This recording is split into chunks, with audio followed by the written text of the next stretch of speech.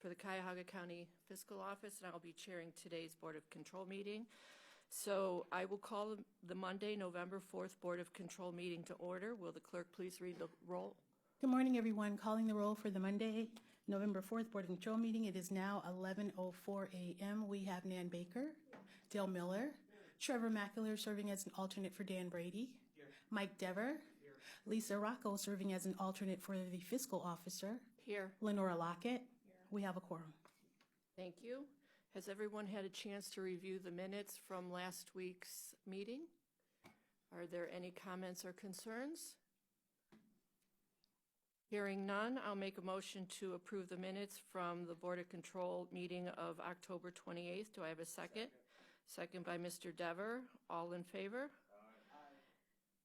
Thank you. Is there any public comment? No public comment at this time. Thank you. And no tabled items. Thank you. So we're moving on to new items. Item number BC 2019-790. It's a two-part item. A, submitting an RP exemption on requisition 47026, which will result in an award recommendation to U.S. Bank in the total amount not to exceed $336,000 for the purchase of routine fuel for the County Fleet Division for various time periods.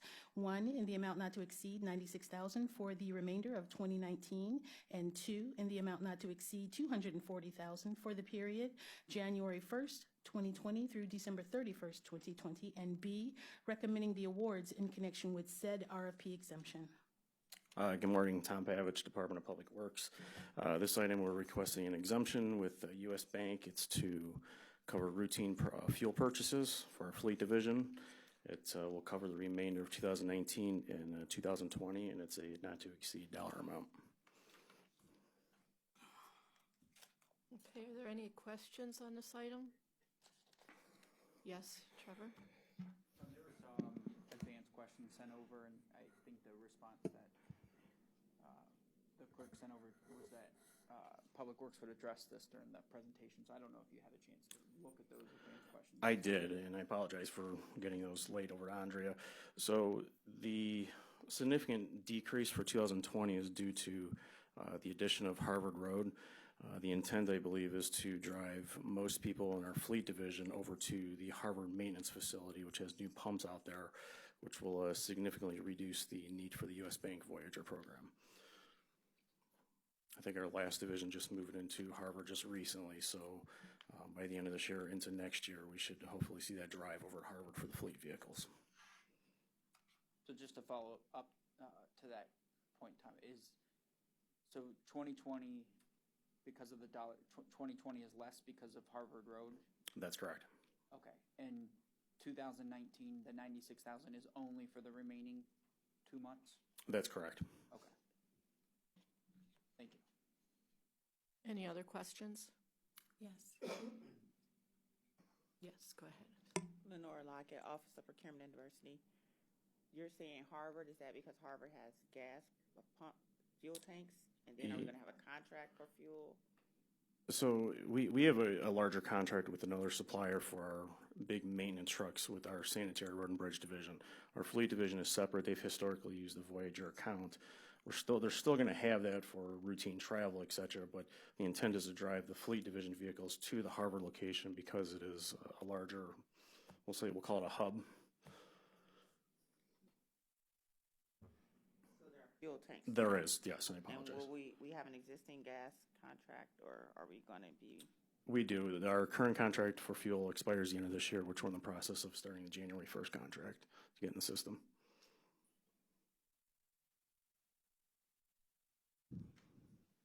Nothing. Any further questions? Hearing none, I'll make a motion to accept the item, approve the item, I'm sorry. Do I have a second? Seconded by Mr. Mackler. All those in favor indicate by saying aye. Aye. Opposed? Item passes. Thank you. Next item Item BC 2019-791, Department of Public Works, recommending an award on requisition 46585 to the Safety Company, LLC, doing business as M-Tech Company, in the amount not to exceed $137,803 for the purchase of one new, never titled 2020 Ford F-550 with maintainer crane body. Good morning, Tom Pavich, Department of Public Works. This is a recommendation of award to M-Tech. It's for a F-550 maintainer crane body. It's for our sanitary division. This was a formal bid through OPD. Went to 14 vendors. We had one bid received. The original estimate was $139,882. It is a replacement truck, which I believe will go in Gov Deals. Any questions or concerns? Councilman Brady. Miller, I'm sorry. My question is why this one vehicle costs the same amount of money essentially as the two vehicles in the next item? So the next item, which I'm not going to skip ahead too much, but is for two standard pickup trucks with crew cabs. This particular one, similar size engine, but the body's different. It actually has a 20-foot crane, multi-ton crane on the back end with multiple compartments. It's for our sanitary division. So the crane's objective is when they go to the pump stations to lift the large pumps and other equipment once they get to those stations. I do have a picture if you'd like to see a picture.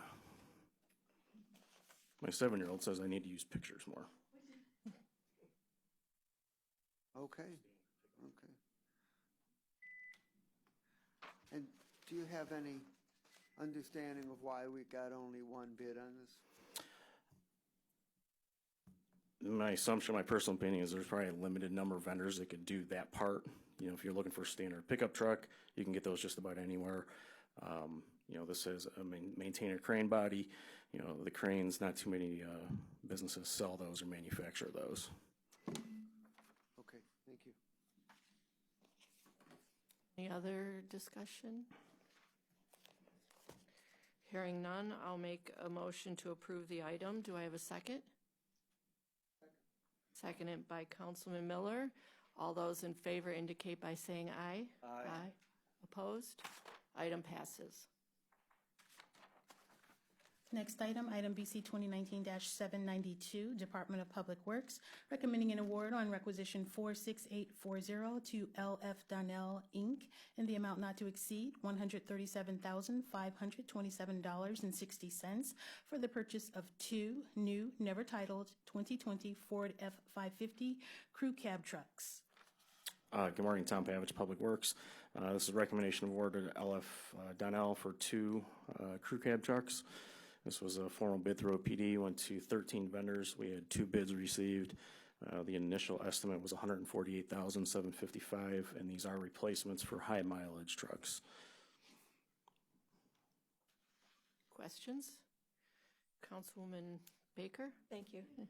The two high mileage trucks will be reused in another department. One of them is going to go in Gov Deals. It's beyond its useful life and repair. The other one will be repurposed by our fleet division. Any other questions? Hearing none, I'll make a motion to approve the item as presented. Do I have a second? Seconded by Councilwoman Baker. All those in favor indicate by saying aye. Aye. Opposed? Thank you. Item passes. Next item BC 2019-793, Department of Public Works, submitting an amendment subsidiary number 4 to a contract with Great Lakes Construction Co. for the towpath Trail Stage 1 from Harvard Avenue Trailhead to Steelyard Commons in the city of Cleveland for additional funds in the amount not to exceed $48,605.07. With Public Works, this is the towpath project, which is currently under construction. Their main increases are related to unforeseen conditions in the field and some owner-requested items from the city of Cleveland. We don't spend county funds on the construction of the towpath, so 80% is federal, 20% of it is coming between the grant and the city of Cleveland's TIF funds. So these are already approved items through ODOT, and we're just presenting them for final approval. Any questions? Hearing none, I'll make a motion to approve the item as presented. Do I have a second? Seconded by Councilman Miller. All those in favor indicate by saying aye. Aye. Opposed? Item passes. Next item, item BC 2019-794, Department of Public Works, submitting an amendment to an agreement with T&G Flying Club, Inc. for lease of office space and aircraft tie-down fees located at the Cuyahoga County Airport Safety Building, Area B, Suites G through L, 26300 Curtis Wright Parkway, Highland Heights, and it's for the period January 1st, 2017 through December 31st, 2019, to extend the time period to June 30th, 2022, to expand the scope of the lease to include Suite F, and for additional funds in the amount not to exceed $43,732.50. Good morning, Madam Chair. John Myers on behalf of the Department of Public Works. This is a simple lease amendment for T&G, which is a flight school and an aircraft charter rental that is an active part of the program out at the Cuyahoga County Airport. Within the county building there, they lease some office space, and this is an amendment to an existing lease and extending it for an additional 30 months and asking for approval for that at this time. Okay, are there any questions? Mr. McAleer. John, good morning. Morning. We had a fan's question about the difference between the backup material and what is in the summary of the item. I think the backup material said the total contract amount was a little more than $48,000, and this was 43 and some change. Could you talk about what number it should be and why is there a difference? Yes, Madam Chair, to Mr. McAleer. The difference is we didn't amend what the simple amendment really just dealt with the new term and a new rental rate. We increased the rental rate. So that's what the amendment was focused on, which is the additional $43,000. We did not amend the current charging rate of $160 per month for a tie-down fee, which is where they tie down small aircraft near the building. And that's an existing and unchanged and rental amount. So as submitted into OnBase, we put in $48,000. I believe there was a focus on just the square footage rental as opposed to these additional charges for the tie-down fee. So the tie-down fee, if you go over the 30-month, would total $4,800, which is the difference between the $43,000 and $48,000. John, but if it's, all right, I understand the difference there, but if it's part of the extension of the revenue generating agreement, why wouldn't we include the tie-down fees if that's overall part of the total number? Well, the amendment did not change the tie-down fees because they stayed the same. As submitted into OnBase, we put down the $48,000. So I'm not sure exactly how the $43,000 got before you today, but that's the top and bottom of it essentially. So it's part of it. I mean, we don't have an amount. We charge them for utilities. That's an unknown amount. They have a conference room. Sometimes they rent. That's part of the lease, but that's an unknown amount. But what's changed was the large number before you. I understand about utilities and but this is a known amount, and I don't know. I'm not sure if I understand your question. We submitted it into OnBase with the $48,000. So I think for whatever reason, what was focused or presented to you is the $43,000, and I don't have an answer to how the agenda came to you in that fashion. But the total amount, including the tie-down fees, is $48,000 and change. Madam Chair, to the councilperson Trevor McAleer, the actual contract reflects the total amount of $43,732.50. It itemizes all of the expenses that are being incurred. And then in your briefing memo, you do state that it's for also additional tie-down fees. So just as follow-up, Andrea, it sounds like the contract amount should say $48,532 instead of the $43. And yes, we can amend it at the table here to include the additional $4,800. Well, just to clarify, I don't really care how it's addressed. I mean, the fee, what was submitted in a database includes the 48,000, the cover page included these additional dollars. The amendment deals with only changes that happen between the base current lease and those things were changed. So that's why so I'm not sure John, what doesn't the what current the lease effort. though expire 12/31/2019? Correct. So So we're expanding the timeline for not just the rent, but the tie-down fees. Everything's getting extended. Correct. So I don't necessarily agree with that statement. I think it should be for 48,000 because that's what we know. Well, that's what we submitted into is the 48,000. So I'm not sure what the discussion. Happy to do whatever is meaningful or beneficial. And I would just like to just state that the on-base item he's referring to is just the actual transaction form. That's not the legal binding document. The contract is. And the contract states 43,732.50. So are we amending this item? We can at this time. I'm going to make a motion to amend the item to 48,532. Thank you. Do I have a second? Second. Seconded by Mr. McAleer. All in favor indicate by saying aye. Aye. Opposed?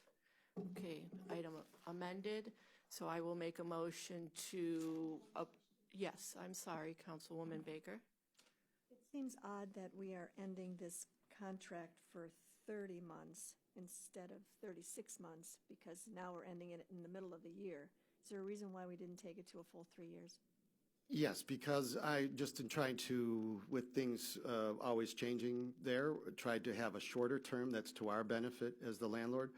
And so I'd pushed for 2 years instead of the 3 years, and so we sort of cut the baby in half. So we'll have to remember next time the lease is up that it's half year and not full year and not hopefully. Yeah, very few of our leases coincide with the calendar year, so it just, this one was neat enough, and that's great when that happens, but rarely do we get the opportunity that the lease terms coincide to the calendar year. Okay, thank you. Any other questions? Make a motion to approve the item as amended. Do I have a second? Seconded by Mr. Dever. All in favor indicate by saying aye. Aye. Opposed? Item as amended passes. Next Thank you. item BC 2019-795, Department of Public Works submitting a project agreement with Norfolk Southern Railway Company in the amount not to exceed $37,528 for force account and flagging services in connection with the resurfacing of Ridge Road from Memphis Avenue to Denison Avenue in the cities of Brooklyn and Cleveland. Nicole English with Public Works. So this is a typical agreement we have with the railroad. We're paving, it's resurfacing, and as part of the resurfacing, there is a railroad that crosses through the road. So this fee is for NS to review our plans, to provide comments, and then it will also be for during construction where they have to bring out their contracted employees to flag the railroad while we work around the railroad. So we're asking for approval.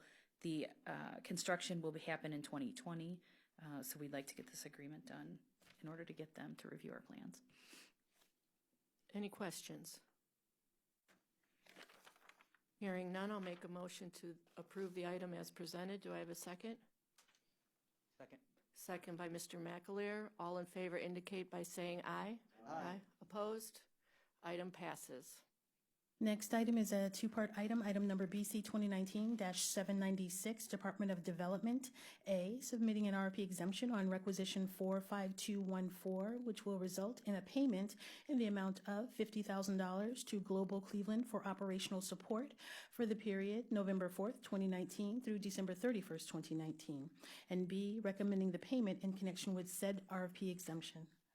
Good morning, Paul Hertig with the Department of Development.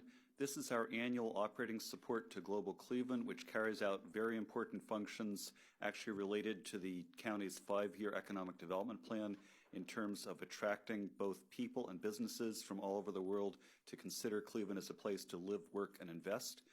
The item was actually submitted early in the year. We were, however, advised by the Inspector General to hold it. The Inspector General recently advised us the reason for that has been resolved. There is no problem, and that is why we're going ahead at this time. Questions? Councilwoman Baker? Begs the question, what was the issue that you couldn't bring? I would think that a $50,000 investment in Global Cleveland would be more useful at the beginning of the year than it is at the end. Sure. If I may, when we consider operating support, we do not tie it to a specific project. So we are not saying, Global Cleveland, you must ramp up activities. They, on the other hand, have no expectation to receive the money till it's approved by this body. We have not promised them before this meeting they would receive it.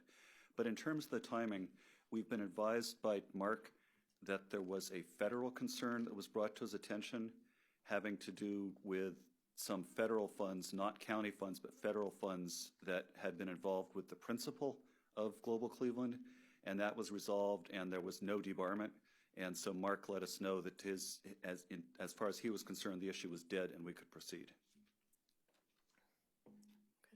Any further?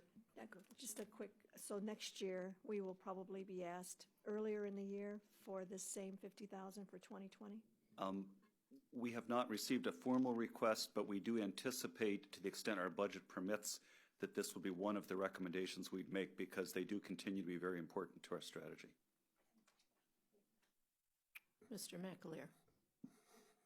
Paul, you might not know this, but is the use of federal funds by any vendor a reason for us to be able to debar a vendor? I would prefer to defer to the Inspector General as to the exact reasons for his concern. Well, all I know is we were advised by Mark that it would be better for us to hold off in this case. Oh, there he is.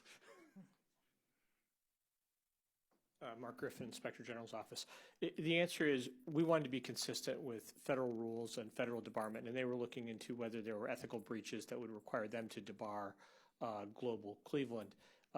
They concluded that. They decided that that was not the case, and so consistent with that, we cleared this for moving forward, at least as not in violation of any ethics rules or debarments. But in answer to your question, Mr. McAleer, yes, if you're debarred by other entities, then the reasons for that debarment we take into consideration. And so one of the reasons that people care about being debarred from our entity, from our office, is that they have to report it on all of their other government places as well. So that could be Hamilton County, it could be Franklin County, state of Pennsylvania, federal government.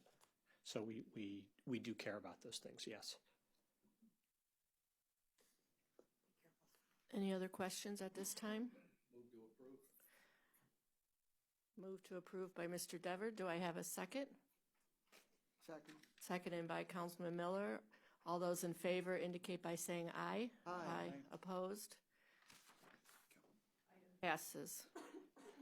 Next item, item BC 2019-797, Department of Information Technology, submitting various amendments to a contract with Infor Public Sector, Inc. for information technology services and solutions for the Enterprise Resource Planning System.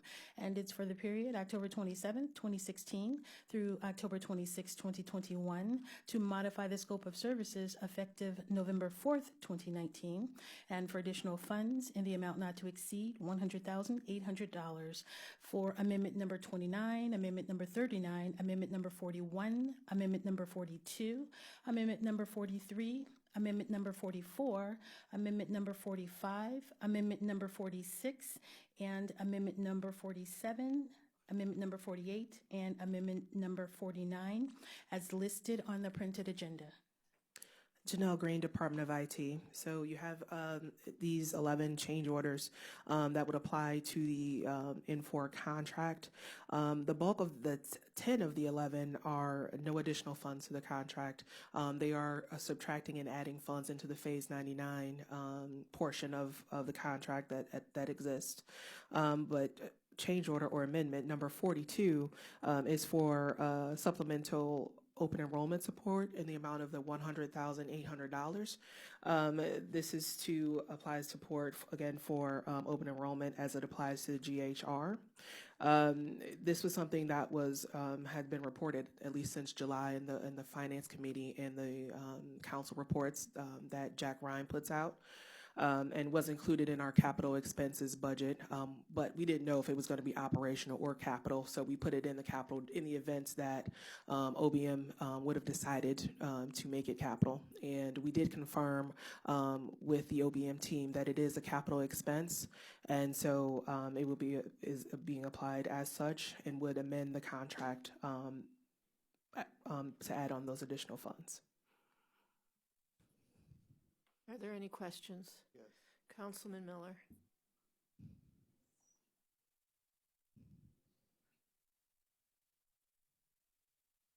I don't understand why it's a capital expense. The open enrollment part has been operational since a year ago, October. So it would seem to be an operational expense. That's what we were conflicted with too, but just for verification, again, we did directly call our analyst and Maggie Keenan, and they did state that this is a capital expense. We thought it would be an operational expense, but did include it in the capital budget in the event that it could go either way.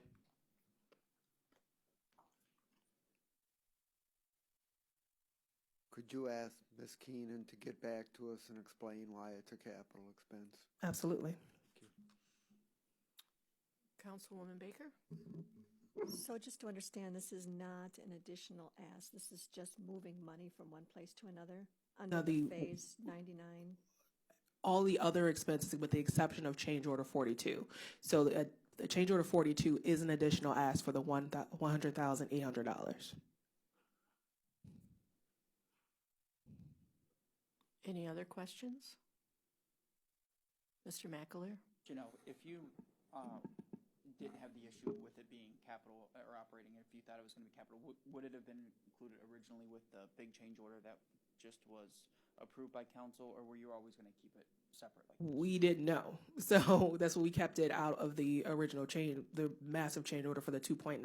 We didn't know which way it was going to go in the event that it's decided, because we as the Department of IT don't decide, what bucket it goes into. But we wanted to play it safe to make sure we did include those numbers in the event there was a conflict. Are there any other amendments that are still being worked out that could be either operating or capital that we're still trying to figure out? I'll ask that question to Jack. I don't have that answer. Yeah, you're talking about amendments, sir, to the Infor contract at this point. Yes, correct. Any other future amendments? No, this is the last one that we know of at this point in time. Yes, sir. Yeah, and we would, had we known about this during the contract negotiation, certainly we would have included it. But we just thought this was going to be an operational expense up until very recently.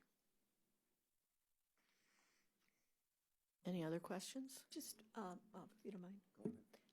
I agree that it's hard to understand why this is not an operational expense, and I know we're going to get something from Maggie, but do you think I think we should probably hear the explanation. It just doesn't make sense that this would be capital.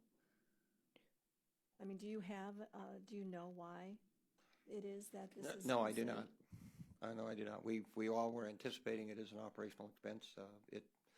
For all the reasons that you all have just stated. And just as an example for future, anytime something like this comes up, it would just seem that we should have a pretty good idea of why this would be considered capital instead of operational for the next time something like this comes up. Would you like to table this until you had an answer? Is there any hindrance of holding anything up from waiting until the next time? Do you have any issues with holding it? It's at this point not holding anything up. We would just like to obviously get this resolved as quickly as we can. I don't think 1 week is going to, at this point, matter one or the other. But if we need to table it so we can get the answer from Maggie, then we'll obviously do that. I would suggest that we should, if not so much for $100,000, but for an example of what we consider to be operational and capital when this comes up again. Yes, ma'am. Are you making a motion to table the item? Yes, till the next meeting. So can we? We don't have to. Okay, so the item's just tabled? Yes. We tabling, if I could request, are we tabling just this one item out of the all of the items, or can we release the others? It's one which are whole $0 item. items? It's submitted as one whole item, so the entire item is held. Okay. Yeah, I would say let's hold up just to the next Board of Control meeting, a week from today. If I may, Mr. Chairman. Yes. Ms. Keenan is in the building, maybe we could hold this. Okay, Good idea. certainly that would be fine.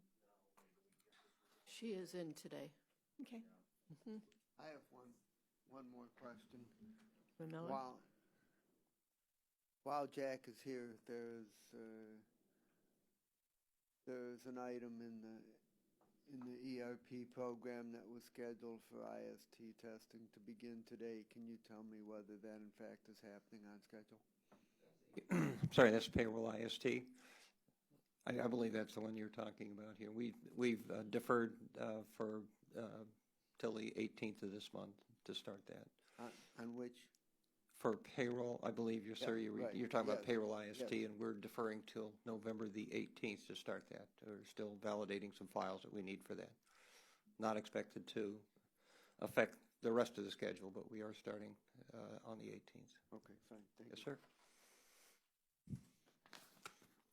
I have one additional question as well. Just on the use of the 99 funds, I believe the 132,000. What's the balance in that Balance is approximately 15,000 and change. Okay. after this? After this, and we're not, as part of the arrangement, I would point out that we're not planning to place additional funds in Phase 99. We're working through the process. I'm sure we'll expend the remaining 15,000, and then we're not planning to reopen that or fund it additionally. Anything else that we do, and in terms of change orders, we come straight to Board of Control. Okay. And do you remember what the starting balance in that fund was? What the balance in? The starting amount in Phase 99? It's had additions and deletions. I can give you the entire thing. The original starting balance was about 662,000, and then there's a whole process that we can, a whole set of transactions we can give you on a single page that would reflect the ins and outs of that account if you'd like. Thanks, Jack. Mm-hmm. Yes, please. Sure. Any other questions before we move on? Okay. Next item? Next item is a two-part item, item number BC 2019-798.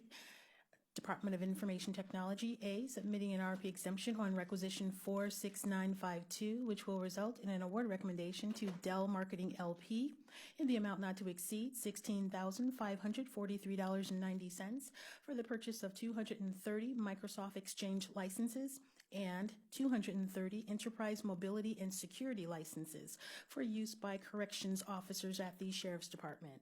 And B, recommending the award in connection with said RFP exemption. Janelle Green, Department of IT. These are additional licenses for the corrections officers at the Sheriff's Department. This is adding on to our existing enterprise license agreement with Dell Marketing for the Microsoft licensing that expires June 30th of 2020. Are there any questions? Mr. McAleer? You know, I think maybe a month or 2 months or so ago, IT was here for 500 or sort of 600 or so sheriff office licenses. Right, 610 licenses at that point in time. So what happens with these licenses? I'm sorry to cut you off your question. So what happens with the licenses, they are being evaluated by our functional area manager, which is in this case the network engineers, and they submit requests as they get them from the departments or the agencies. So once they evaluate them, they often look at the accounts, and I verified that with the administrator that they examine it at least once a month to determine where we are, what licenses have been used, and what our additional needs are. So as we get these requests from the departments, we just process them in terms of what their needs are. We try to anticipate and we try to get licenses for all of their needs, but if additional departments come with additional requests due to changes in leadership, due to changes in business need, this we submit through the process. So between the 600 plus and the 230, that takes us close to 850 right for corrections officers. And right. we have about 620 or whatever current number we're at today. But what do we, it's a high turnover position. I know we have to keep Right. So, But what do we do for the corrections officers in terms of the license accounts? So what these are will add security features if they were to use it on their cell phones and different things like that, because these corrections officers may not have access to a computer. But once, if a corrections officer is terminated, we put that into a different kind of license that doesn't use up this particular license type, and this license type is available for someone else to use once that person leaves the organization.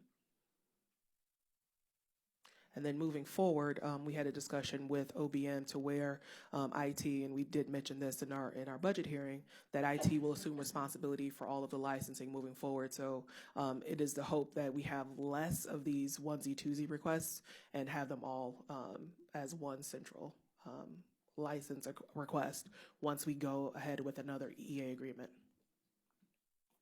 Any other questions? Yes. Councilman Miller. Madam Chair, Ms. Green, how long do these licenses last? These licenses will carry us through the end of the EA agreement on June 30th of 2020. The last agreement we entered into was, it began on 7/1 of 2017. So the license cost is prorated for the remainder of the contract. So it's not like we're paying for the full year. It's prorated based upon whatever time is left. So by the time we get the invoice for this, it could be less time, because it all the quotes are based upon when we get them in that point in time. So as they get processed, the amount could be less than this $16,000 some odd dollars.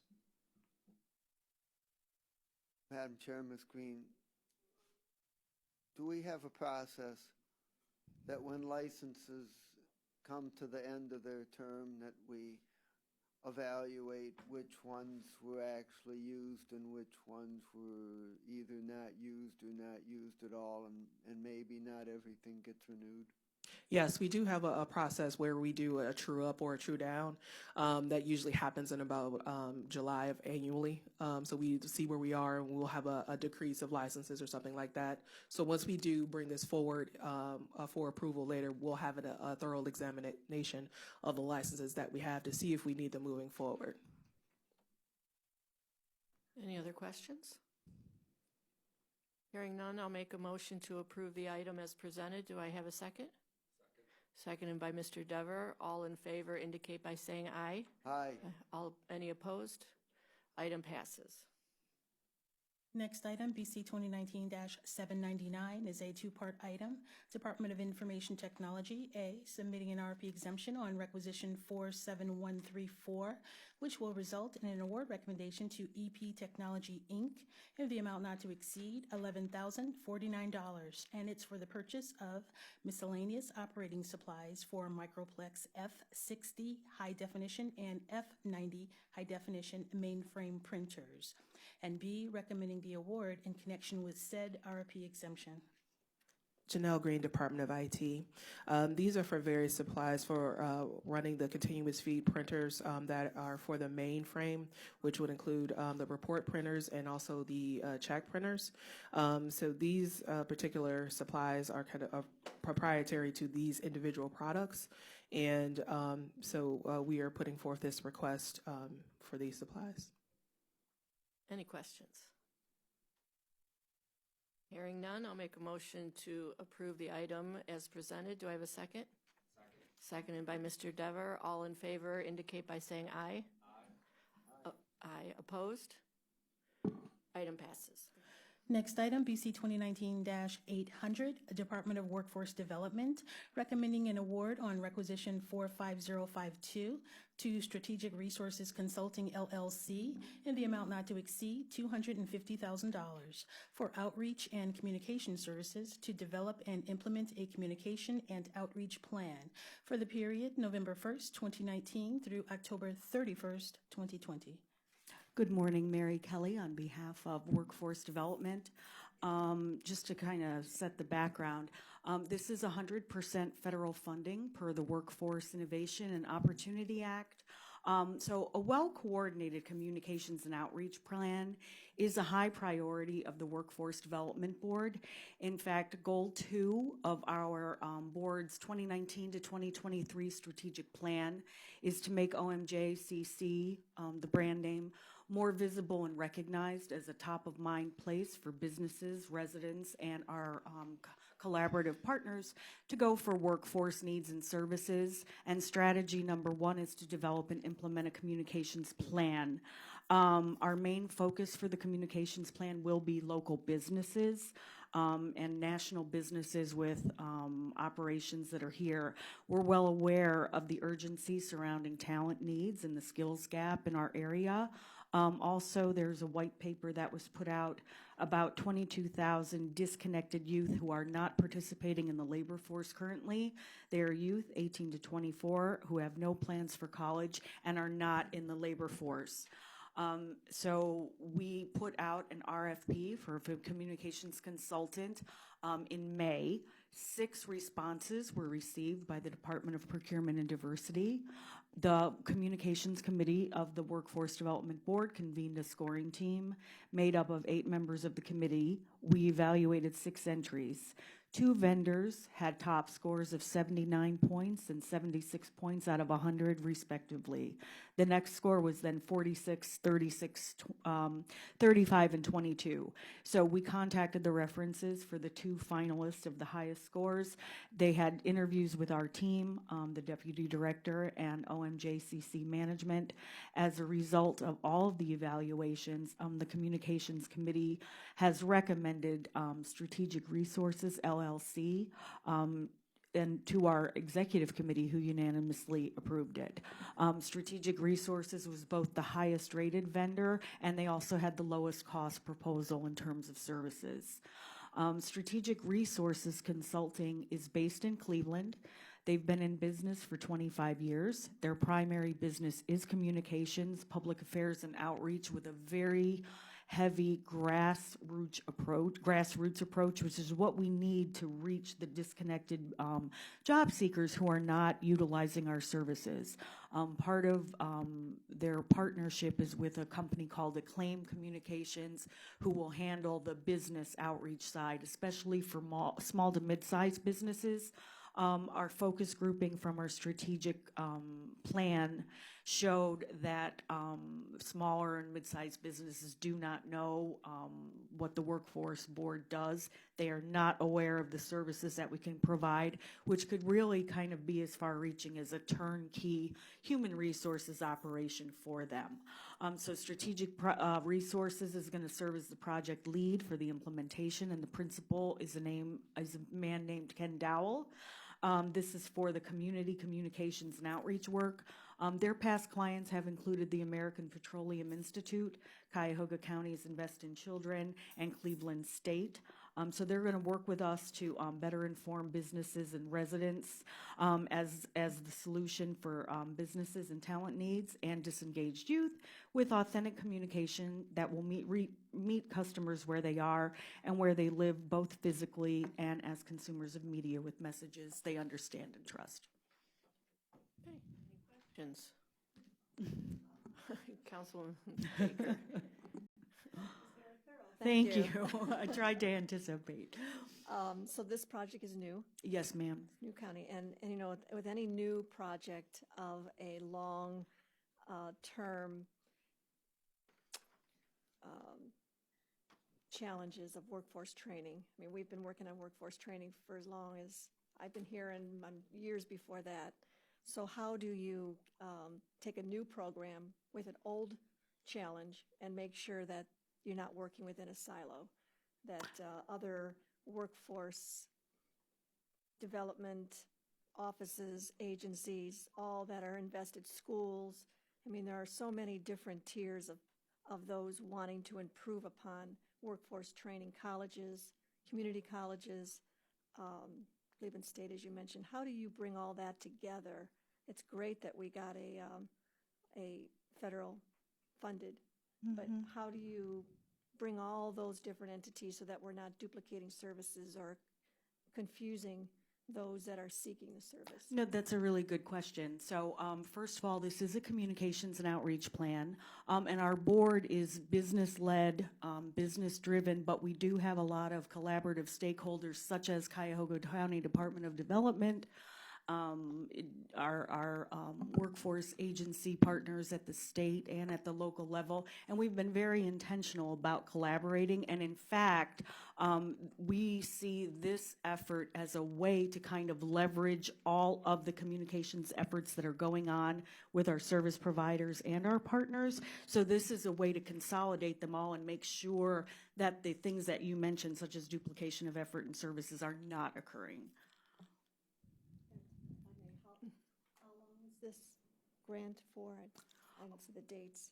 Oh, well, it's for 1 year. We do have an option of 2 years based on an evaluation of the effectiveness of the services that we receive from them, and we have the option to either continue on or not, depending on what the results are. And as I read in your answer, our own internal Office of Innovation, Office of Workforce Training, Department of Development, anyone who touches upon workforce training, our communications department, they are all actively involved in this. Yes, ma'am, and they continue to be so through our monthly city-county meetings that happen at a higher level than myself.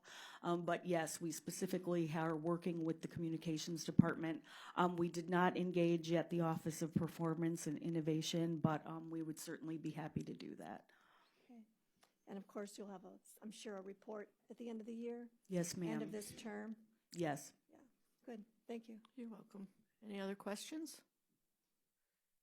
Hearing none, I'll make a motion to approve the item as presented. Do I have a second? Seconded by Councilwoman Baker. All those in favor indicate by saying aye. Aye. Opposed? Item passes. Clerk, may we go back to the table item BC 2019797 as Ms. Keenan is here? Yes.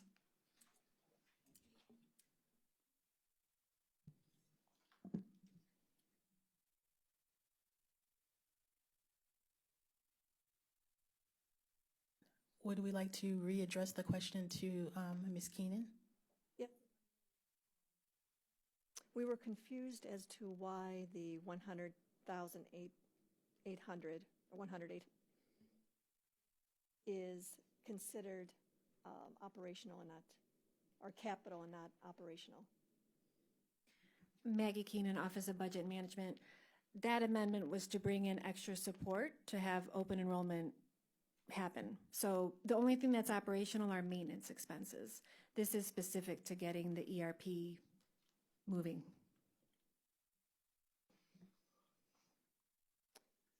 So is this considered a one-time charge that you would not be, right?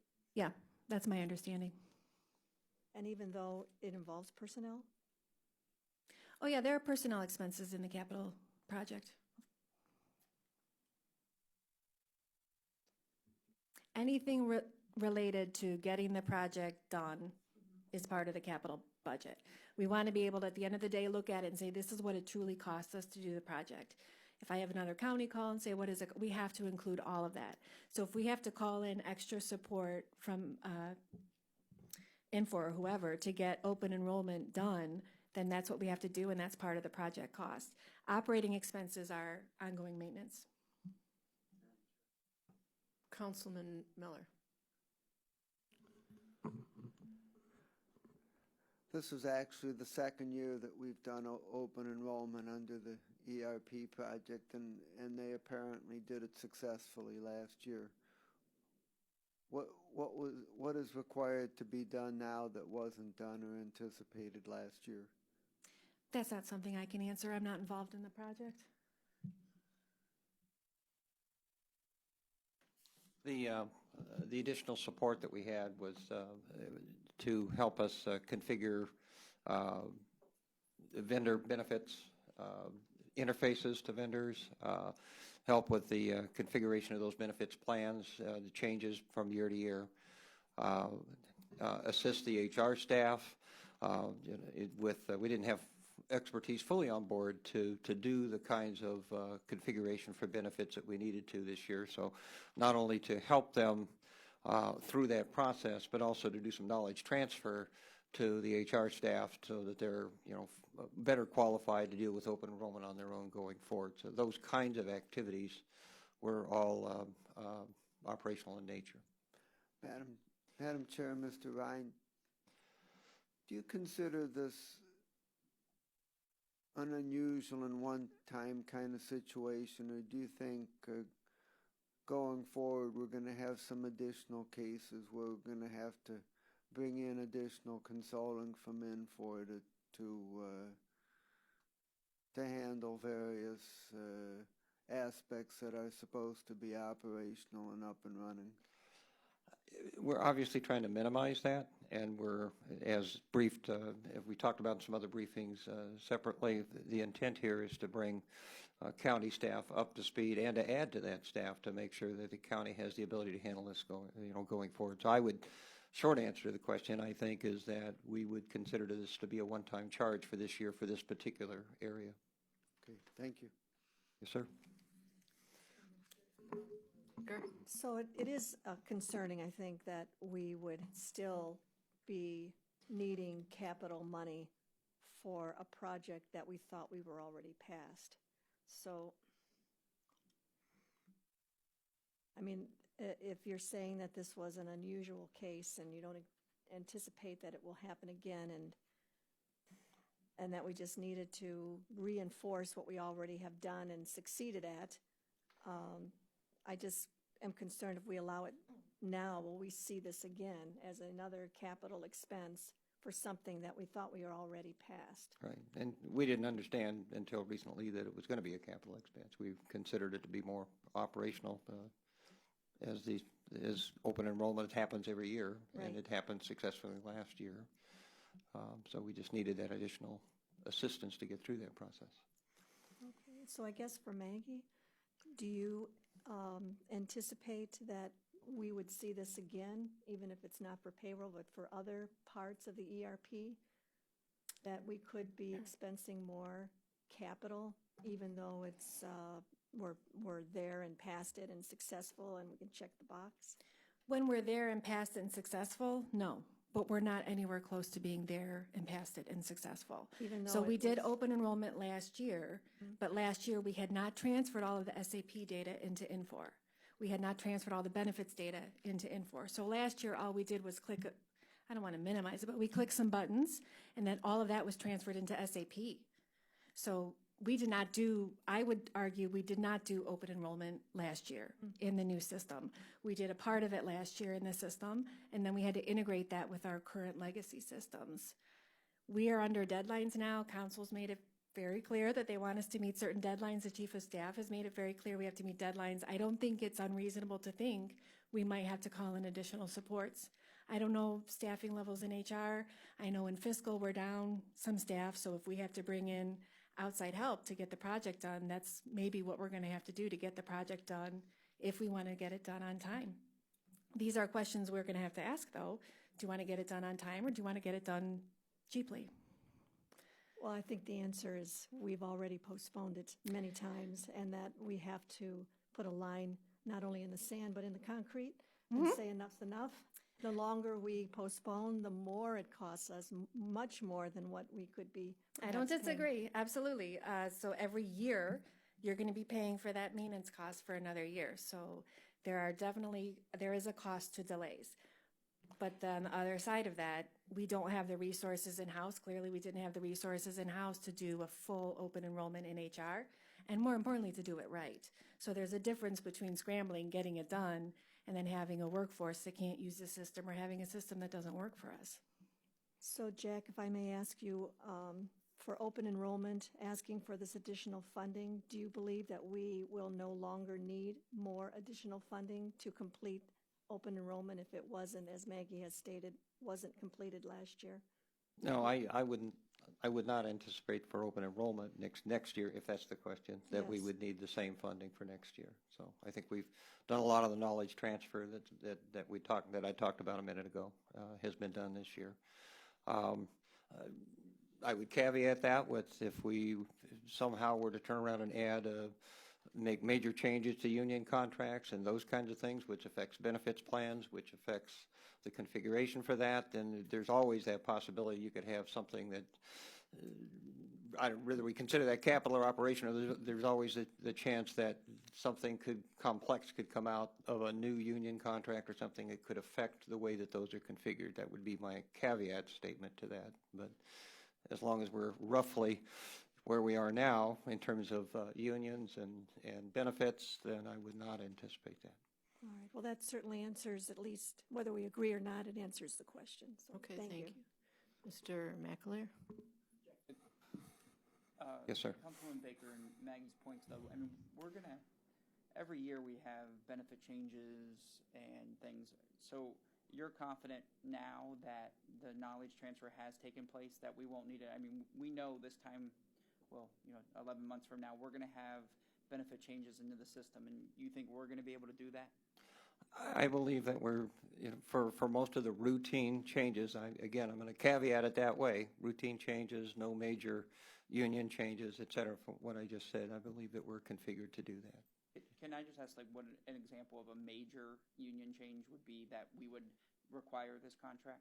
Add a whole new contract with a whole new set of benefits vendors, for example, adding benefits vendors that have unique interface requirements. If we were to add another vendor that required a different kind of interface, something unique that we haven't addressed before, then we may very well need some additional assistance for something like that. So it's hard for me to predict what might happen next year for benefits or what might be negotiated by the county, but those are the kinds of things that would be examples. Would we need this if a new union, a new set of employees decided to unionize and we had another additional union? Would we be able to do that in-house, or would it require Infor to do it?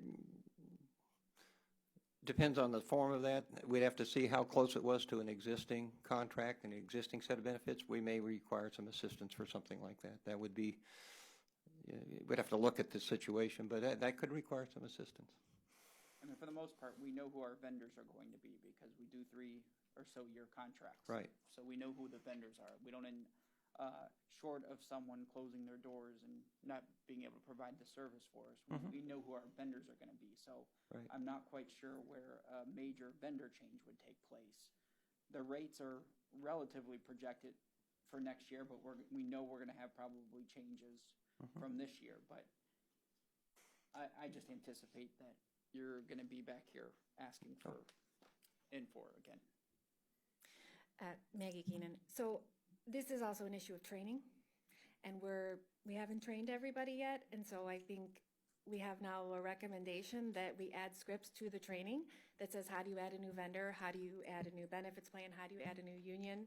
I don't know if it'll give you any comfort, but we're live with our system now in BFM, and the first time we ran projections, I was on the phone probably like 5 times a day with the folks at Sherpa. We don't pay by the call or by the hour.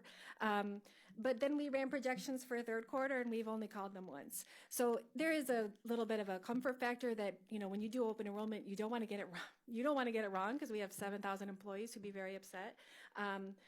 So there is like a little bit of a security blanket need also to have them on hand. But if we train properly, and hopefully we'll train properly, we should not have to come back next year because we have some additions. That's all part of training. We need to add unions, you need to add benefits, you need to add vendors, but that's not a special request, that's training.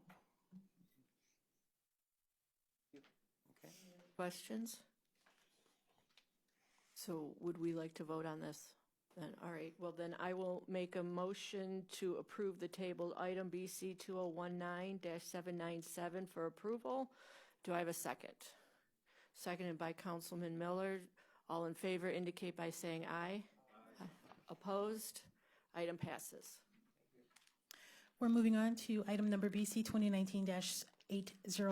It's a 2-part item. Department of Health and Human Services, A, submitting an RP exemption on requisition 47079, which will result in an award recommendation to the Cleveland Hearing and Speech Center in the amount not to exceed $208,000 for audiology, Patient Assistance Program Services, and it's for the period January 1st, 2020 through December 31st, 2021. And B, recommending the award in connection with said RFP exemption. Good morning, Sabrina Roberts from the Department of Health and Human Services. The Cleveland Hearing and Speech Center is the oldest self-standing speech center in the United States and remains Northeast Ohio's only nonprofit agency dedicated to helping individuals with communication. This audiology patient assistance program provides low-cost individuals 300% of poverty and less with hearing aids, listening devices, hearing aid repairs, and office visits for fittings. This contract spans throughout Cuyahoga County. Everyone in every district and city in Cuyahoga County is able to use the service. The average cost per client is $125 with this benefit. If not, it would be $1,000 for one hearing aid and $2,000 for two. This APA program will not be used in conjunction with other insurance. Medicaid, for example, covers hearing aids, but what they don't cover are the assistive listening devices, and traditional Medicare does not cover hearing aids, so they could take advantage of this, 300% of poverty and less. And then private insurance, most plans do not cover hearing aids or assistive listening devices, and they can use APA, provided all the other requirements are met. Thank you. Are there any questions? Hearing none, I'll make a motion to approve the item as presented. Do I have a second? Seconded by Councilman Miller. All in favor indicate by saying aye. Aye. Opposed? Item passes. Next item is a two-part item, item number BC 2019-802, Department of Health and Human Services. A, submitting an RFP exemption on requisition 47131, which will result in an award recommendation to Case Western Reserve University, Center on Urban Poverty and Community Development, in the amount not to exceed $50,000 for research and analytic services utilizing the Childhood Integrated Longitudinal Data System, and it's to support planning and data needs for the period November 4th, 2019 through June 30th, 2020, and B, recommending the award in connection with said RFP exemption. Good morning, Leon Harris, Department of Health and Human Services. We are requesting that we are requesting funds to partner with Case Western Reserve University's Poverty Center for Research and Data Support for the Department of Health and Human Services divisions and small offices. And this has been a contract that has already existed with an Invest in Children. However, we are requesting that it be expanded to all of the divisions up under the Department of Health and Human Services, so that any any requests regarding additional analytics or research may be conducted by Case Western Reserve University. Okay, thank you. Any questions? Councilwoman Baker? Just for clarification, so this says in the backup that it's new to the county, but it's not really. That's what I was confused. It's not new to the county. You're just expanding upon an existing. Yes. So it's a contract that already existed with Invest in Children. So there was a relationship that already existed there. And so what we want to do now is make sure that any questions or any administrative research or support that other agencies want Case Western Reserve to conduct, that they can do so. It should be pointed out that we may or may not use all of these funds, and as the funds, as studies or any requests are made, estimates will be submitted by Case Western Reserve University, and we will look at those estimates before submitting any payment. That was my question. Thank you. You're welcome. Any further questions? Just a comment. I'm going to abstain. I have a family member that I think works for the center. So. Okay, thank you. Any comments, concerns? Hearing none, I'll make a motion to approve the item as presented. Do I have a second? Seconded by Councilman Miller. All in favor? Aye. Opposed? Item passes. Thank you. Have a good day. Next item, item number BC 2019-803, Department of Health and Human Services, Office of Reentry, submitting an amendment to a contract with Lutheran Metropolitan Ministry for the Chopping for Change Women's Reentry Program. And it's in connection with the Northeast Reintegration Center. And it's for the period November 1st, 2015 through December 31st, 2019, to extend the time period to November 30th, 2020, and for additional funds in the amount not to exceed $185,000. Good morning, Fred Bollison of the Office of Reentry. This is to continue the program, which is the first of its kind in Ohio, a partnership between the Ohio Department of Rehabilitation and Corrections and a workforce development type program with Lutheran Metropolitan Ministries. Inmates, female inmates from Northeast pre-release are transported, supervised work release daily to the central kitchen at Lutheran Metropolitan Ministries to gain training in culinary arts and work experience so that when they are released, they will be readily employable. We expect this to be the last amendment to this contract because the hope and expectation is that the revenue generated from food service contracts will make the program self-sufficient and self-sustaining.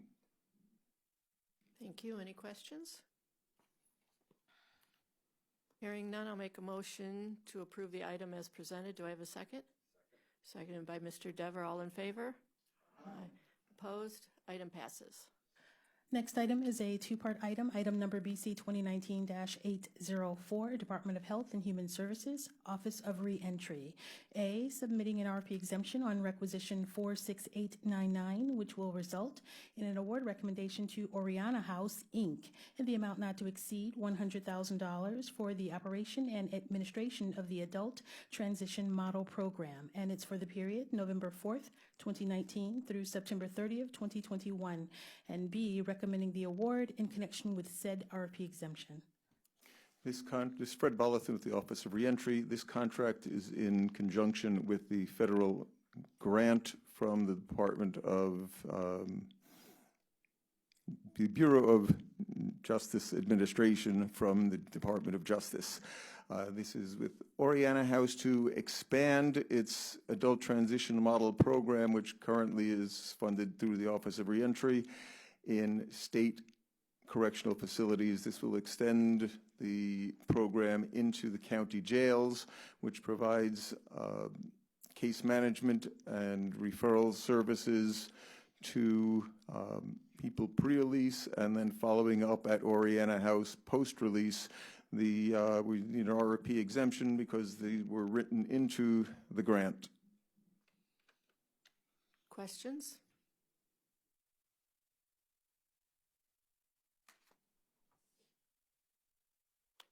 None? Okay, hearing none, I'll make a motion to approve the item as presented. Do I have a second? Seconded by Councilman Miller. All in favor? Aye. Opposed? Item passes. Thank you.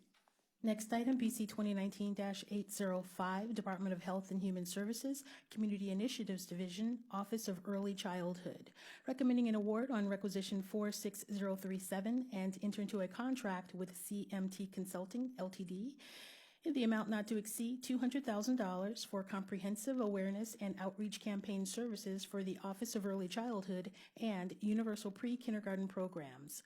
And it's for the period November 1st, 2019 through April 30th, 2021. Good morning, Bob Stabe with Invest in Children, Office of Early Childhood, presenting our contract with CMT Consulting. I wanted to quickly walk through our process in selecting CMT. We issued an RFP. We received 6 responses. They were scored. We convened an internal committee to do that work for us. The top 3 were brought in for face-to-face interviews, and that's how CMT was selected. CMT is Christine Torek. Her business is located in Lakewood. She founded her business in 2009 and is certified with the county as both SBE and WBE. CMT was chosen because of their experience, the strength and skill of their team members, and also their track record with similar clients.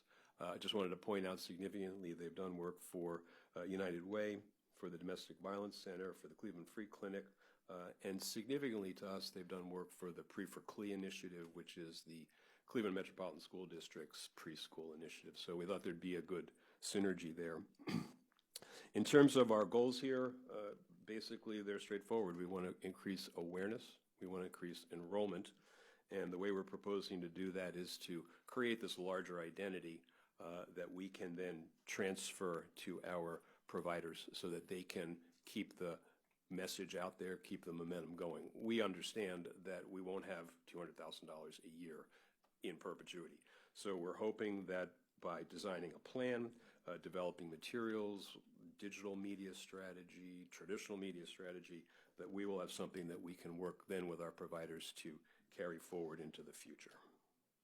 Thank you. Happy to answer any questions. Questions?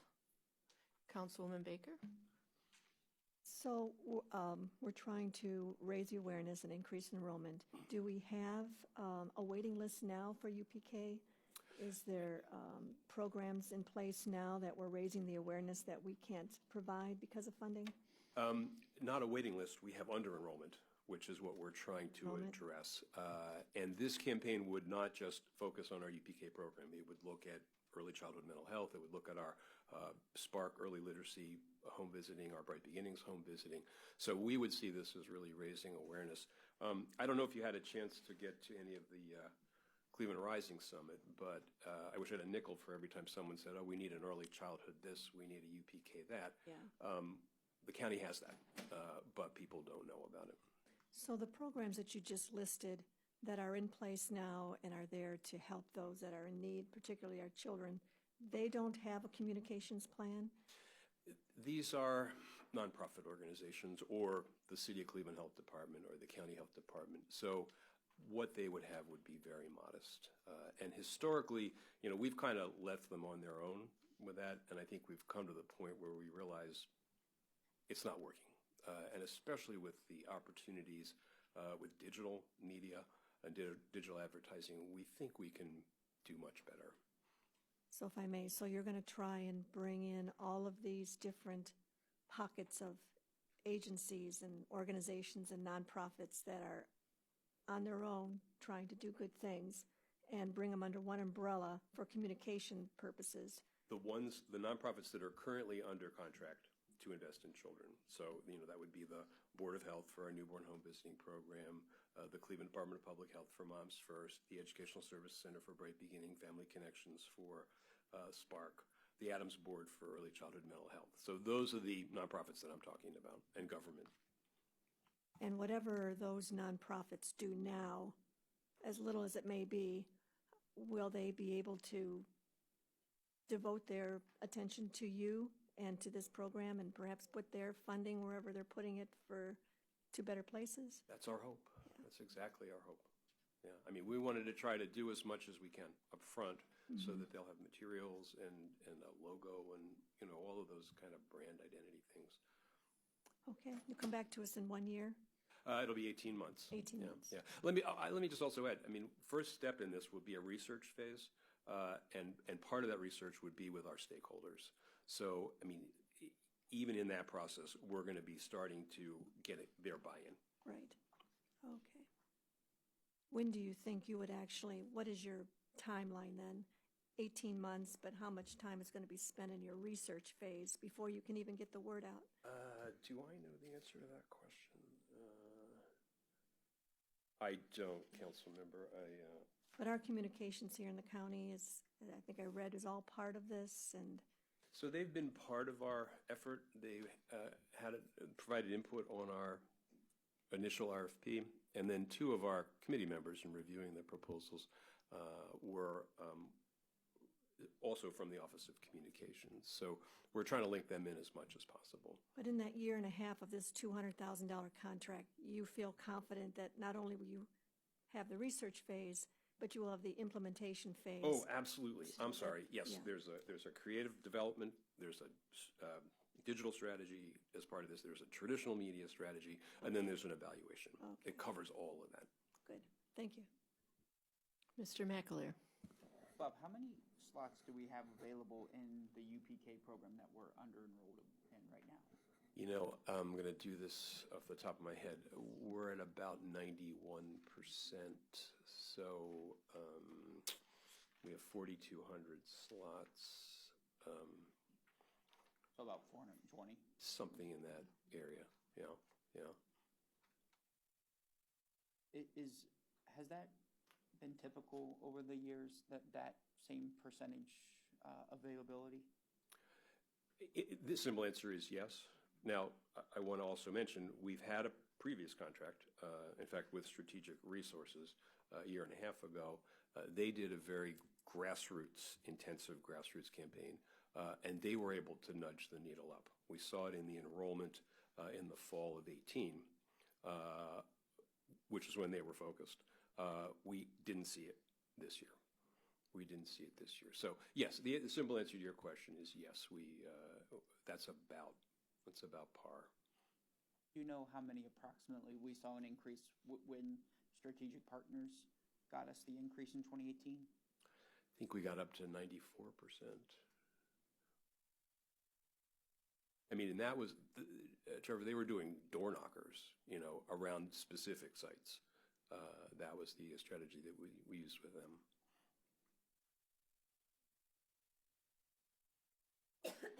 Any other questions? Hearing none, I'll make a motion to approve the item as presented. Do I have a second?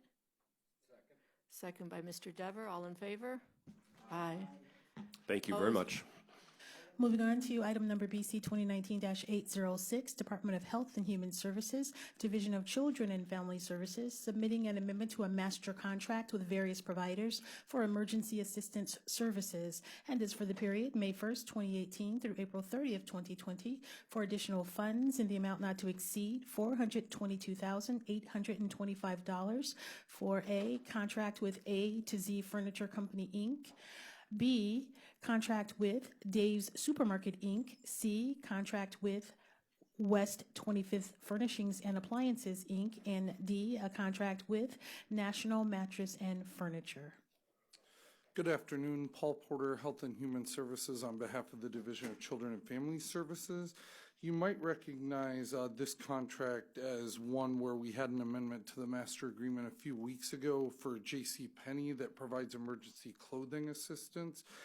As indicated, this is a mix of federal and local funding, and when this contract was originally amended for 2019, we weren't sure how much in federal funding would be available to meet this need. We do have some additional federal funding available. That's why we're making this amendment. And I will comment that furniture tends to be the bulk of the value of this master agreement, aside from clothing. The food portion with Dave's Supermarket is a fairly small percentage.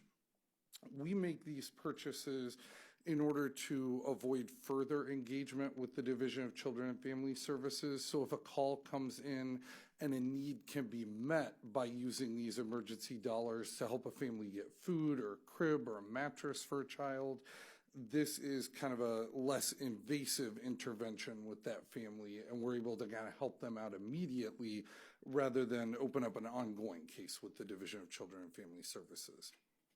Thank you. Questions? Hearing none, I'll make a motion to approve the item as presented. Do I have a second? Seconded by Councilman Miller. All in favor? Aye. Opposed? Item passes.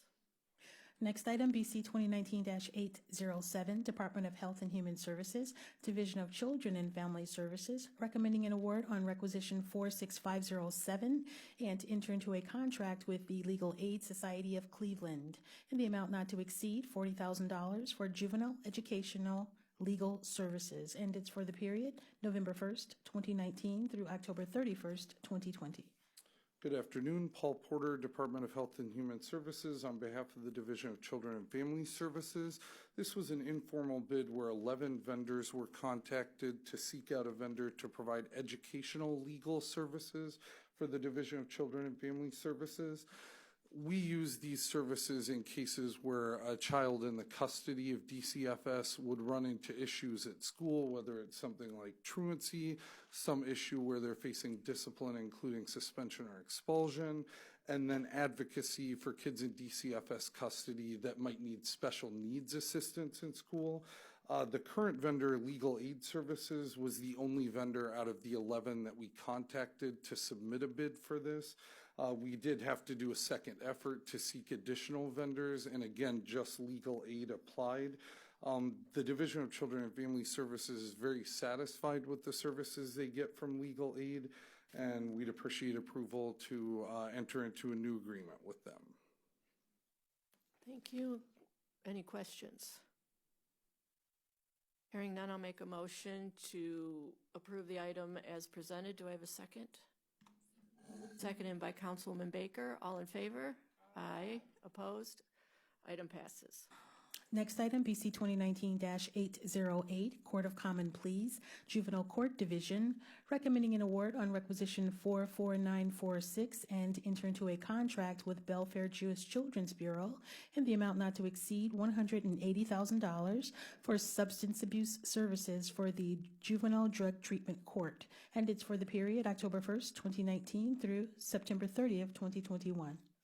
Good morning, Sarah Baker with Juvenile Court. This is a new program for us. We received some grant funds to provide additional services for our drug court population. So part of this is this intensive community-based substance abuse program for just those kids only on this specialized docket. So through this, they'll be getting case management and family, individual. They'll also be getting drug screens every time that the counselor comes out.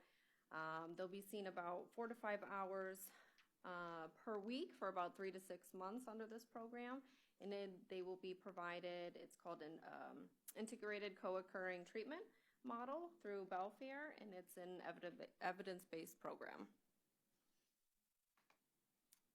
Okay, questions? Councilwoman Baker?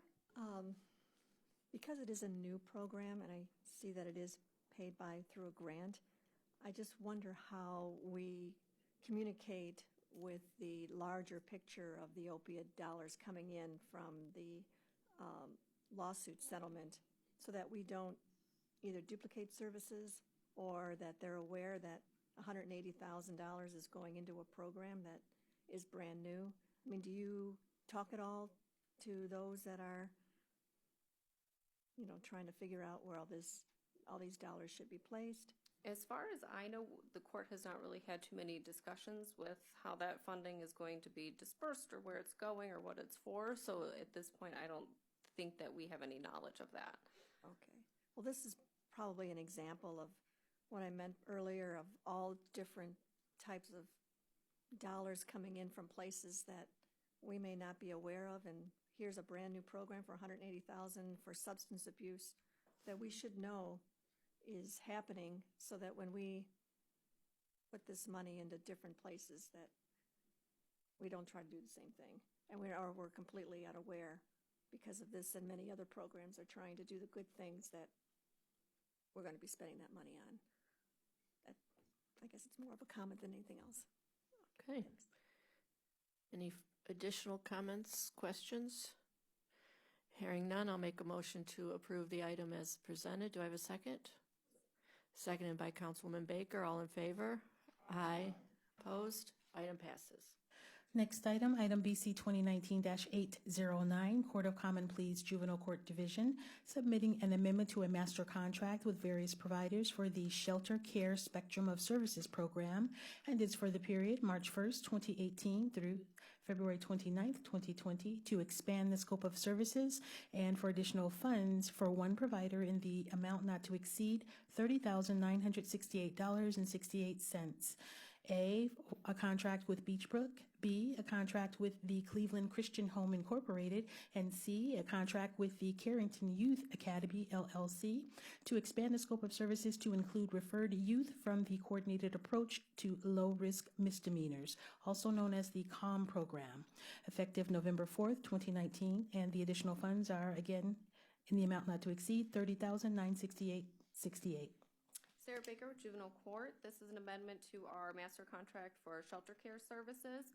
What we are trying to do is add in some additional grant funding that covers our CALM program, and it's only going to be going towards Carrington, and this will cover those youth from that program that we've been unsuccessful at getting these youth admitted into respite homes.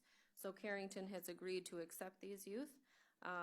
And the treatment, or it's not even treatment, the length of stay is only for a short period of time. It's 3 days or less. And historically, we've had issues with the respite provider accepting youth, or maybe the parents don't want to sign the correct forms needed to get the kids into those facilities. So we were able to work with Carrington to allow those youth to attend here versus staying in the detention center. Thank you. Questions?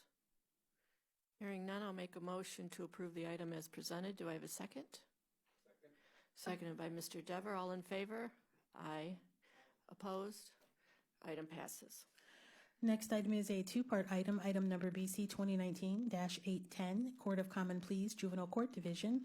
A, submitting an RP exemption on requisition 46769, which will result in an award recommendation to Case Western Reserve University in the amount not to exceed $9,164.96 for high-fidelity wraparound monitoring services, and is for the period November 1st, 2019 through June 30th, 2020. And B, recommending the award in connection with said RFP exemption. Sarah Baco, Juvenile Court. This is a contract with Case Western Reserve to provide fidelity monitoring of our high fidelity wraparound program that is through Ohio Guidestone. It is part of the court's competitive reclaim grant, and part of that is a requirement that the vendor that's providing the high fidelity wraparound has to have their fidelity to the model being monitored. That competitive grant will be ending at June 30th of 20, so this contract will likely not be needed after that time. Questions? Here, Mr. McAleer, you have a question? Mr. Chairman, I'm just going to also abstain from this just due to potential conflict with a family member working there. Okay. With that, I'll make a motion to approve the item as presented. Do I have a second? Seconded by Councilman Miller. All in favor? Aye. Opposed? Item passes. Next item is a two-part item, item number BC 2019-811, Sheriff's Department. A, submitting an RP exemption on requisition 46099, which will result in an award recommendation to Exodus Counseling Services in the amount not to exceed $400,000 for psychological evaluation services for the new hire deputy sheriff, corrections officer, and security officer candidates for the period January 1st, 2020 through December 31st, 2022. And B, recommending the award in connection with said RFP exemption. Stephen Witt with the Sheriff's Department. I apologize that the staff who originally processed this item was unable to attend this meeting, so I'll do my best to answer any questions that you have. RFQ originally went out for counseling services for the deputies and in addition, the corrections officers and the security officers, which was a new portion to this agreement. Only one submission was received from Exodus. I believe they went out to solicit additional submissions, but still Exodus remained the only submission. Unfortunately, Exodus did not meet the minimum qualifications, which was 5 years of law enforcement counseling experience. But our Human Resource Department, I believe, examined the item and examined their qualifications and agreed that they would be able to meet the needs of our Sheriff's Department. They do have 15 years of experience in the area. They also have experience with forensics counseling. So we believe that they will be able to meet the needs of the Sheriff's Department. Okay, thank you. Questions? Mr. McAleer? When, in the written answer to the question, you said that they did not have a minimum law enforcement experience, but the Sheriff's Department and HR decided to waive that requirement. Yes. That might not have been your response, but what do other vendors out there meet the minimum law enforcement experience? And if they do, why wouldn't we consider doing an RFP exemption with one of those vendors? Again, I believe they solicited additional proposals after determining that Exodus was not meeting that requirement, and they decided to go with Exodus. I don't have an answer as to why they did not see if anybody else could provide the services without that experience. But I'll check with our staff and see if there's an answer to that. Do you know if we reached out to other vendors? I do not. Find out why the 13 did not submit a bid? I do know that the Office of Procurement and Diversity does send out no bid sheets following a bid if there's less than, I believe, 3 submissions received, but I do not know the answer to that question. Lenore Lockett, Office of Procurement and Diversity. We did hear back from one vendor that stated that their approach was different than what was requested in the RFQ, and another vendor stated they do not provide the services. Did we have assistance in writing the RFQ, or was that something that we did in-house? Because this is new, right? The counseling services is not new, but we did open it up to corrections officers and security officers, which is new to. That's the new part. That's the new portion, yes. I believe our Human Resource Department worked with the Sheriff's Office to write the RFQ. I don't believe they had any outside assistance. Who did we use prior to Exodus with the deputies?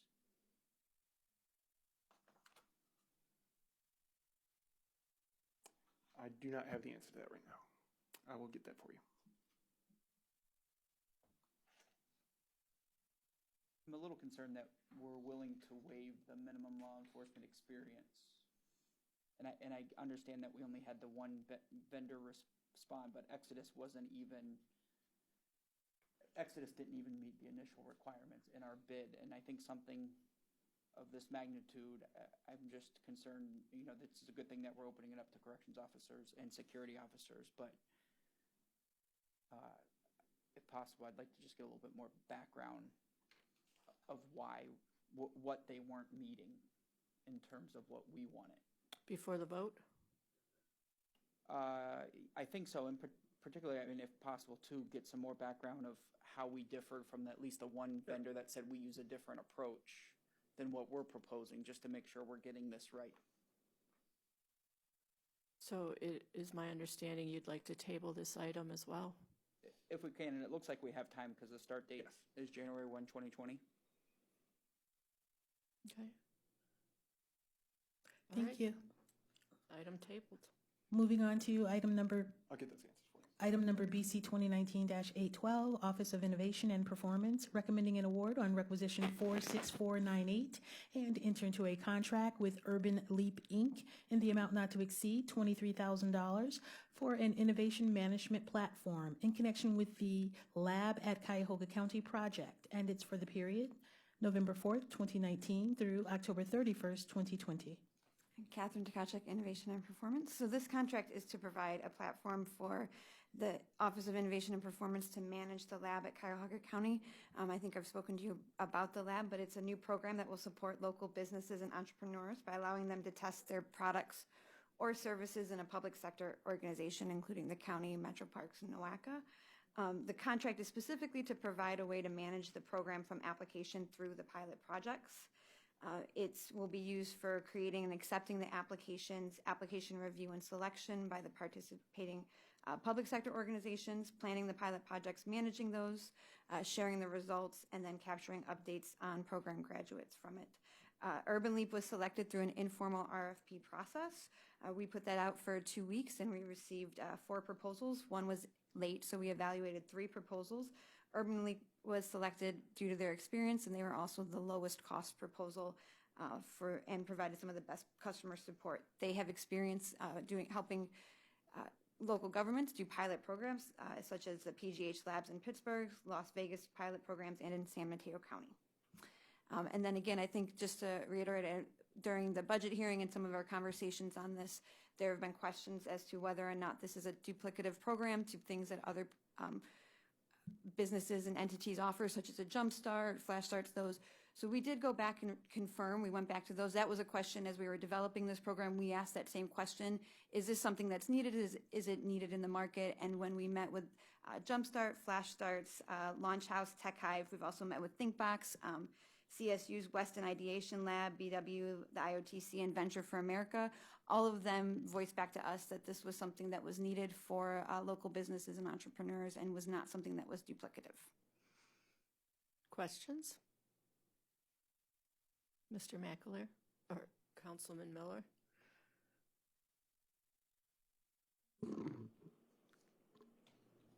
This 23,000, is this something it's just one time, or if the lab continues in operation, would we need this to be extended?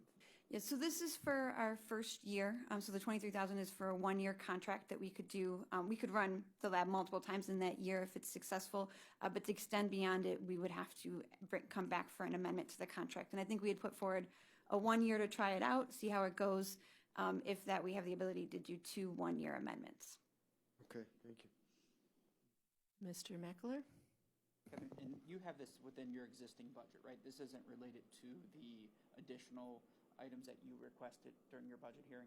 Correct. This is within our existing budget. Councilwoman Baker? And thank you for checking and going back and making sure that this isn't something that's duplicated. Do you know why, if this program is something that you feel is needed, why these organizations aren't doing it? So we heard some different things. One, we heard from actually the CEO of Flash Starts that he's been proposing and asking people to do this, and has not.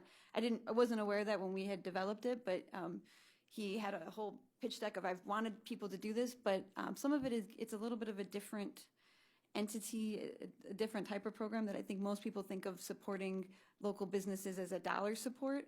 And this is just kind of a new idea of saying we can also support you by helping make sure your product works before you try and go to launch.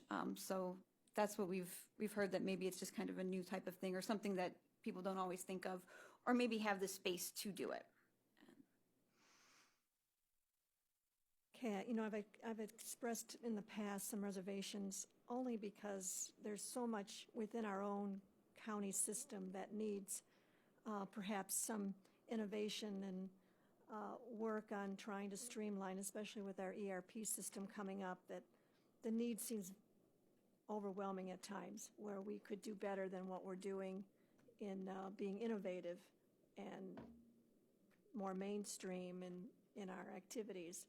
Going outside of the county, that was my concern. But I mean, I guess, can you tell us that you can manage this and continue to help our other departments when we are in need of streamlining and maybe being a little more innovative in how we conduct business, whether it's Department of Development or all of our agencies? Yes, I think this is a program that we'll also be able to do some of our other work, such as our Innovation Academy. We're trying to make it so it's not just us that understand how to do some of this process improvement, train people across the county to be able to do that work and help manage those programs as well. Our Startup in Residence program, we have a number of projects that we're trying to work on streamlining and improving. I have a small but mighty team that will continue to do this. And I think that we are very committed to improving processes. And as people have come to it, we have come to us and asked, and we've always tried to find a way. We have a staff member that's going to be helping directly on the ERP, and we'll figure out a way to make sure we can always help departments that need assistance with that. Thank you. That's reassuring. And how much time do you think is going to be spent on this project in your department?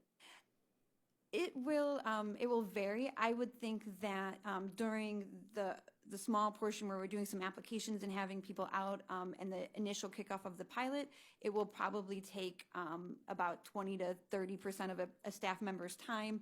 But then as the pilot projects are running, and I think part of it is with this innovation management platform, being able to do it all through this system will actually decrease the amount of staff hours that we'll have to put to that and limit that time.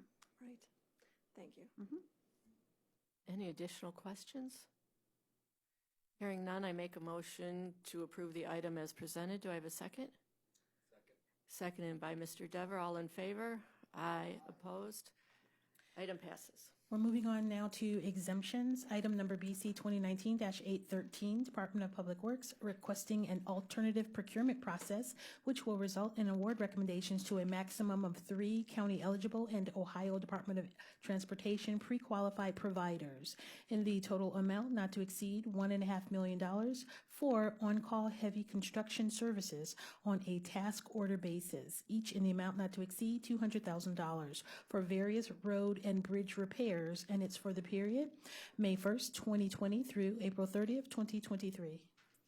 Nicole English with Public Works. So we're requesting an alternative procurement process that we have developed.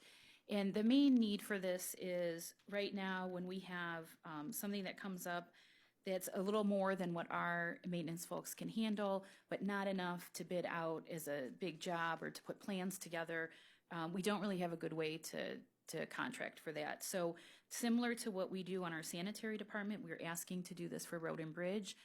The way we would like to do it, though, is to come up with a master contract with a maximum of 3 contractors in order to give us some flexibility, because sometimes you call somebody and they aren't available or they're not available for months, and if time will be important, you know, then we would want to go with someone else. Or sometimes you have a little bit of time, but cost the one guy's too much.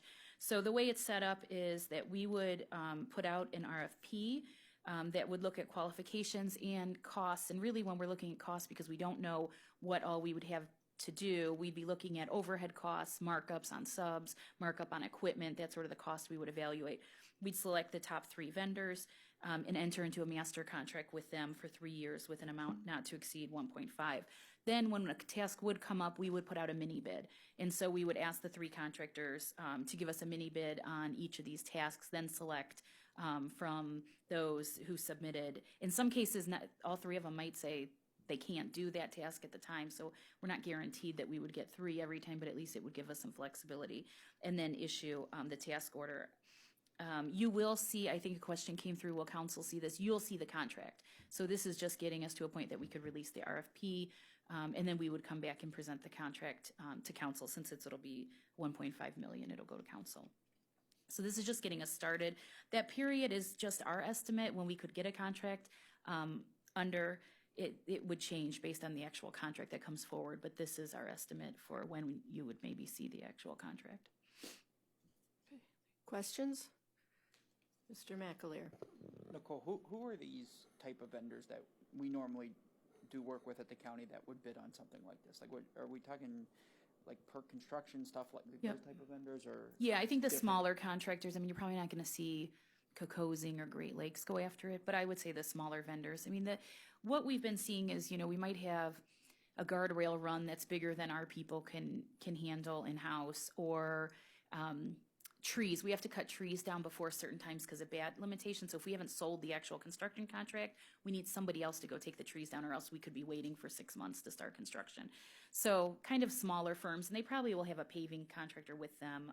It could be a combination of small firms, small contractors. Any additional questions? All in favor? Aye. Opposed? Item passes. I would like to read for the record that it was Dale Miller who moved to approve. Trevor McAleer. And to second, it was Mike Dever. Thank you.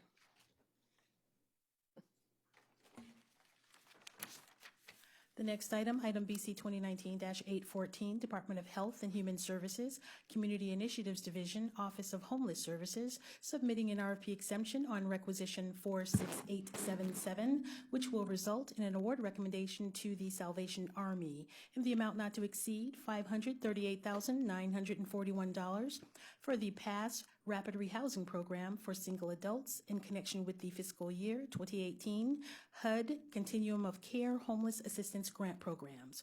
And it's for the period October 1st, 2019 through September 30th, 2020. Hello, Shari Weir from the Office of Homeless Services. We're requesting approval of this contract with the Salvation Army. This is for their PASS program, which serves 75 homeless men at a point in time. And the primary focus of the program is to provide decent, safe facility for the men and to help them link with resources that they are eligible for, and then to have them rapidly exit with rapid rehousing assistance to permanent housing. Questions? Hearing none, I'll make a motion to approve the item as presented. Do I have a second? Seconded by Mr. Dever. All in favor? Aye. Opposed? Item passes. Thank you.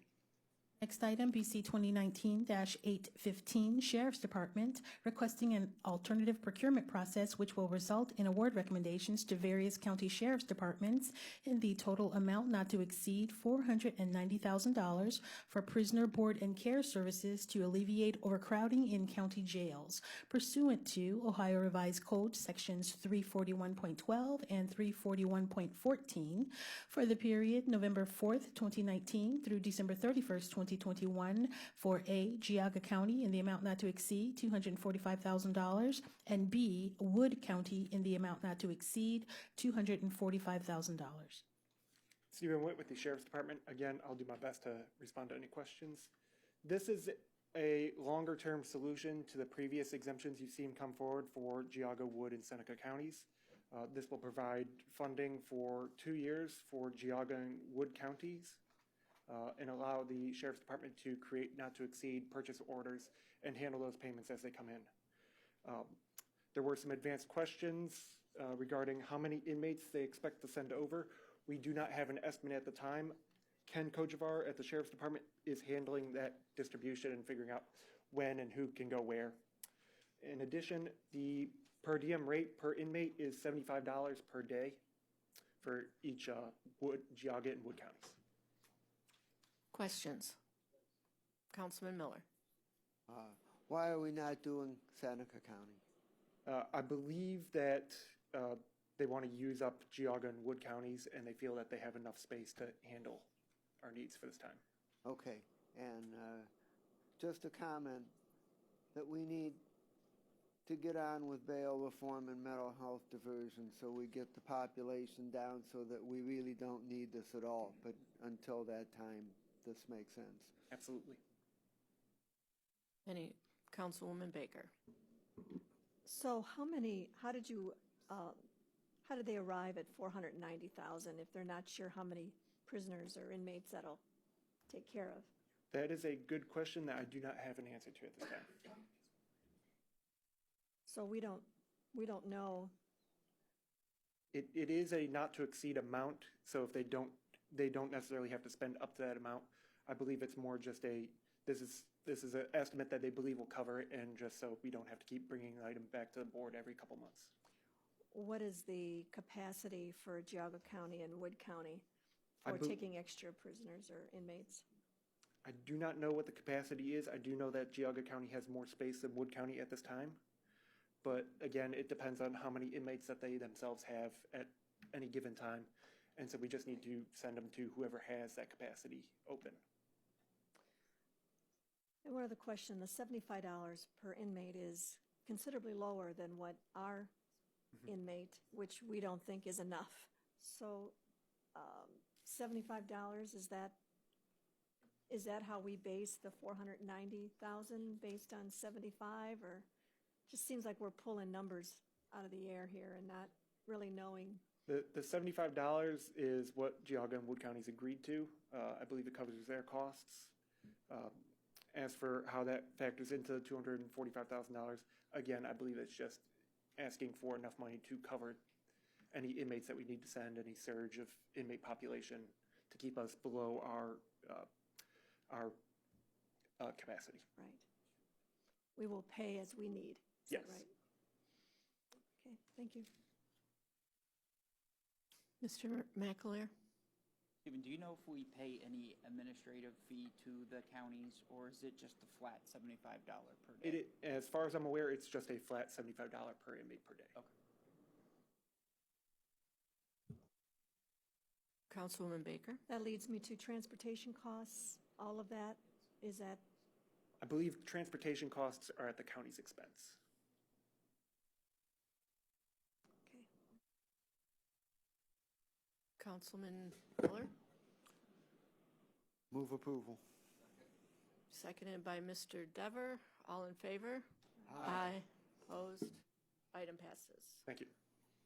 We're moving on to the consent agenda. The following item number BC 2019-816, has been withdrawn at the request of the department.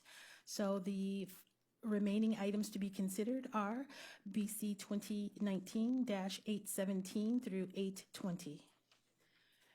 And there were 2 questions In regards to the consent agenda item, the first one was for item number BC 2019-819. It was for the travel agenda.